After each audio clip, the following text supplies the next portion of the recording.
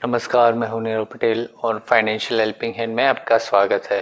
आज हम बात करने वाले हैं cash credit, overdraft, drop line overdraft और टर्म लोन के बीच में क्या अंतर है उसके बारे में। तो चलिए देख लेते हैं।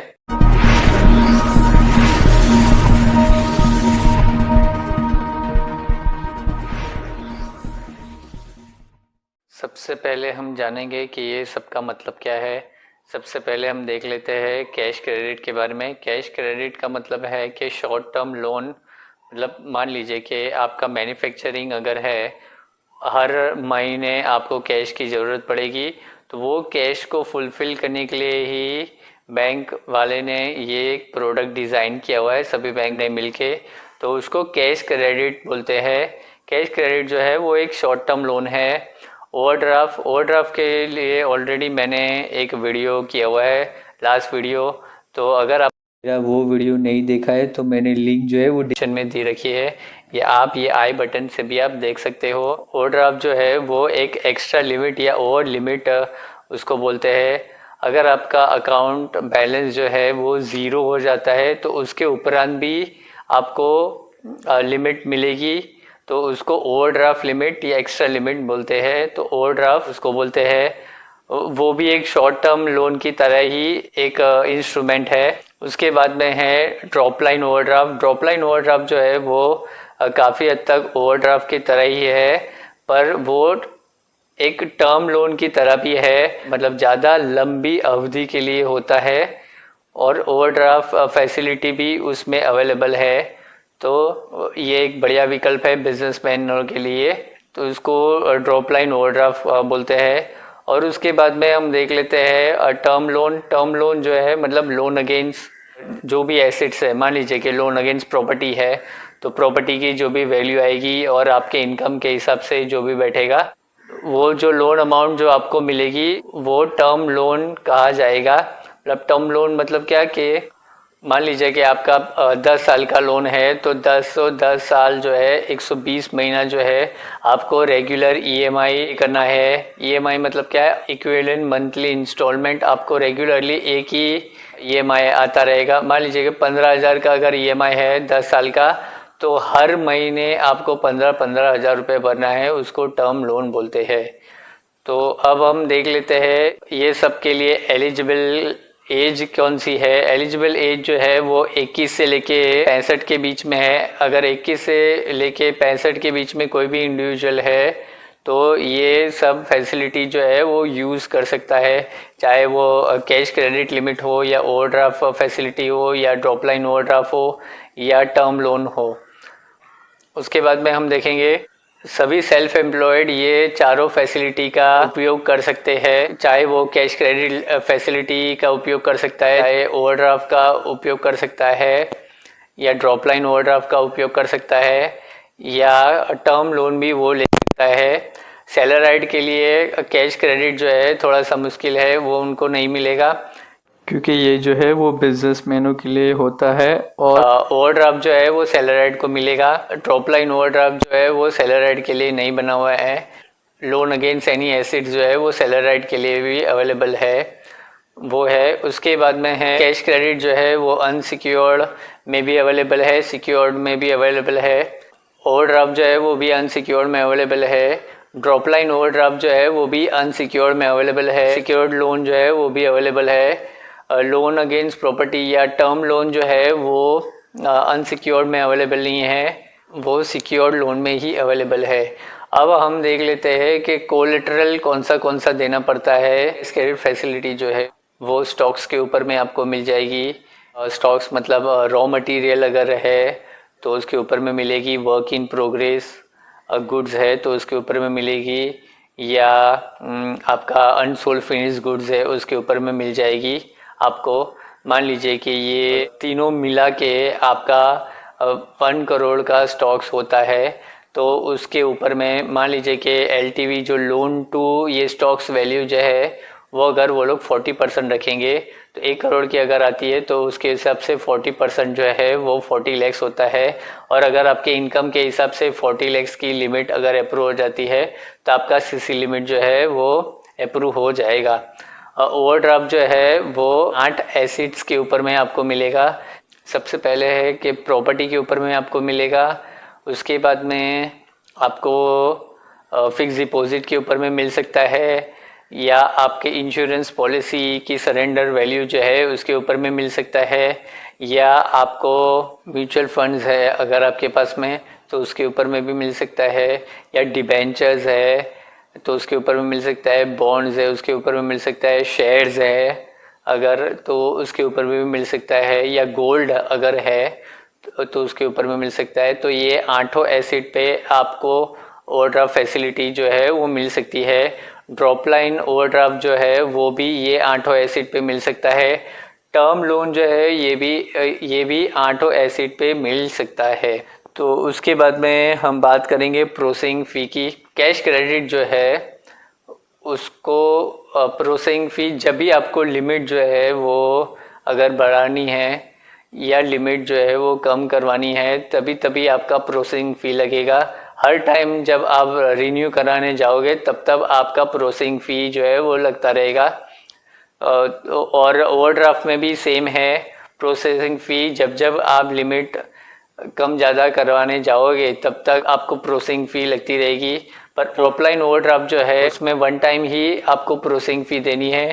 टर्म लोन में भी आपको वन टाइम ही प्रोसेसिंग फ़ी देनी है। उसके बाद में हम टर्म देख लेते हैं। देखिए ये कैश क्रेडिट जो है 3 महीने से लेके 1 साल के बीच में होता है। अगर आपने 3 महीने की टर्म चूज़ की है तो हर 3 महीने आपको रिन्यू कराना पड़ेगा। अगर आपको रिन्यू कराना है तो ओवरड्राफ्ट फैसिलिटी जो है वो 1 दिन से लेके 1 साल के बीच में होता है, और ड्रॉप लाइन ओवरड्राफ्ट जो है वो 1 साल से लेके मैक्सिमम 15 साल के बीच में होता है। टर्म लोन जो है वो 1 साल से लेके 20 साल के बीच में होता है। आपको टर्म चूज़ करनी है या बैंक वाले चूज़ करेंगे आपको कौन सी टर्म दे, आपके डॉक्यूमेंटेशंस को देखते हुए, आपकी एज वगैरह वो सब देखते हुए, तो वो सब है। उसके बाद में है कि अकाउंट्स। देखिए कैश क्रेडिट का अलग से एक अकाउंट खुलेगा, उसको कैश क्रेडिट अकाउंट बोलते हैं। उसके बाद में ओवरड्राफ्ट में आपका अलग से अकाउंट नहीं खुलेगा। ओवरड्राफ्ट जो है वो आपका जो करंट अकाउंट होता है या सेविंग अकाउंट या सैलरी अकाउंट, अगर आप सैलराइड हो तो सैलरी अकाउंट अगर होगा तो उसमें ही ये लिमिट जो है वो आपको दी जाती है। उसके बाद में ड्रॉप लाइन ओवरड्राफ्ट वो भी आपके करंट अकाउंट में लिमिट जो है वो दी जाती है या उसका अलग से अकाउंट खुलता है ड्रॉप लाइन ओवरड्राफ्ट में। टर्म लोन में कोई नया अकाउंट खुलाने की कोई ज़रूरत नहीं है। टर्म लोन जो है वो आपको उसमें तो आपको चेक मिलेगा या आपका जो भी अकाउंट होगा उसमें वो लोन अमाउंट जो है वो क्रेडिट हो जाएगा। उसके बाद में है कि इंटरेस्ट किसके ऊपर में चार्ज होता है। देखिए इंटरेस्ट जो है कैश क्रेडिट में जो है विड्रॉवल के ऊपर में ही चार्ज होता है। मान लीजिए कि आपका 50 लाख का लिमिट है और आपने उसमें से 10 लाख रुपये जो है वो आपने लिए है बिजनेस यूज़ के लिए 10 दिन के लिए, तो आपको 10 दिन का ही ब्याज देना है। आपको मान लीजिए कि आपकी टर्म जो है वो 1 साल की है और आपका 50 लाख का लिमिट है, तो आपको 1 साल का नहीं देना है ब्याज, आपको 10 दिन का ही ब्याज देना है और पूरे 50 लाख के ऊपर में नहीं देना है। आपने तो 10 लाख ही यूज़ किए है तो 10 लाख के ऊपर में ही आपको ब्याज देना है। और उसके बाद में है कि ओवरड्राफ्ट जो है, ओवरड्राफ्ट में भी सेम ऐसा ही है जैसे कैश क्रेडिट का है। और उसके बाद में ड्रॉप लाइन ओवरड्राफ्ट में भी सेम ओवरड्राफ्ट की तरह ही है।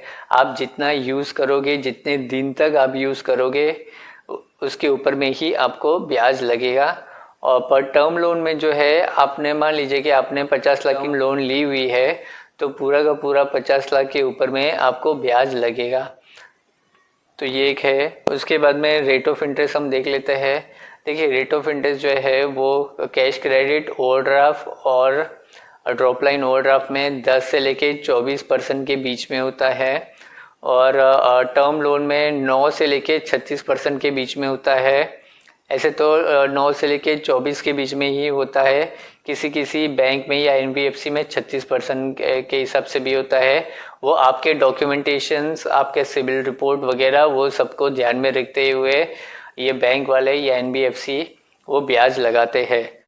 अब हम डॉक्यूमेंटेशंस की बात कर लेते हैं। सबसे पहले कैश क्रेडिट में कौन से डॉक्यूमेंटेशंस चाहिए वो हम देख लेते हैं।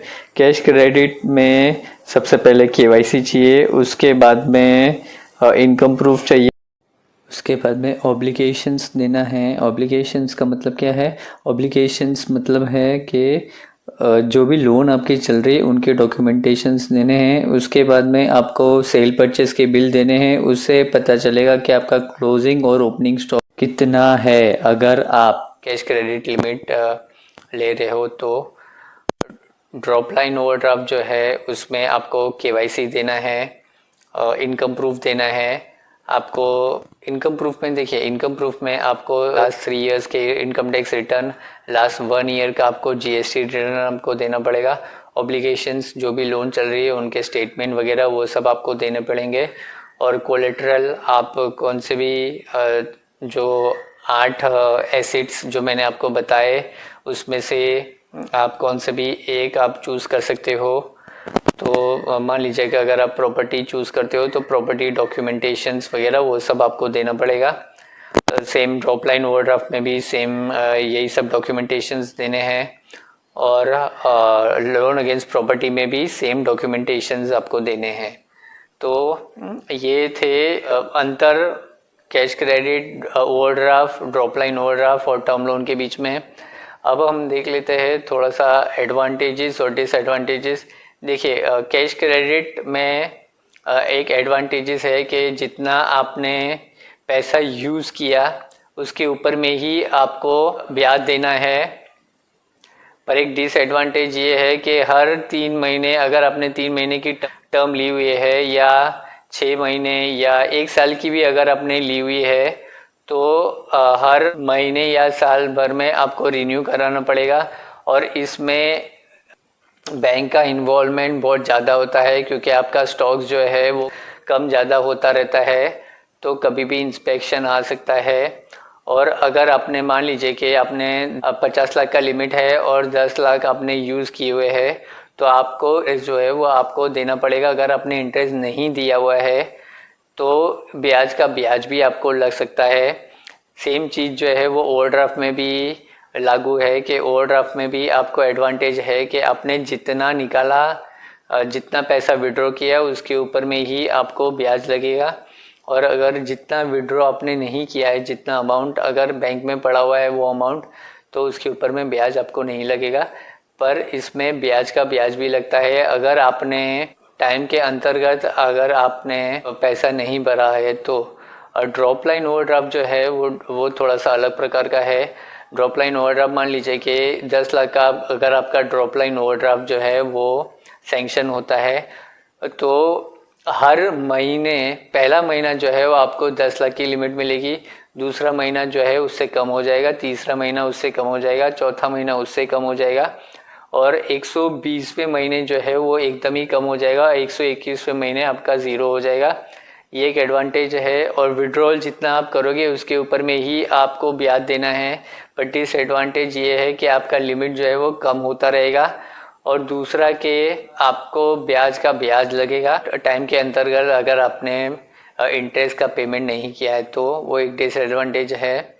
इसमें और एक एडवांटेज है कि आपको लंबे अवधि के लिए आपको ड्रॉप लाइन ओवरड्राफ्ट जो है वो फैसिलिटी मिल सकती है, जैसे ओवरड्राफ्ट में और कैश क्रेडिट में ये नहीं मिल सकता।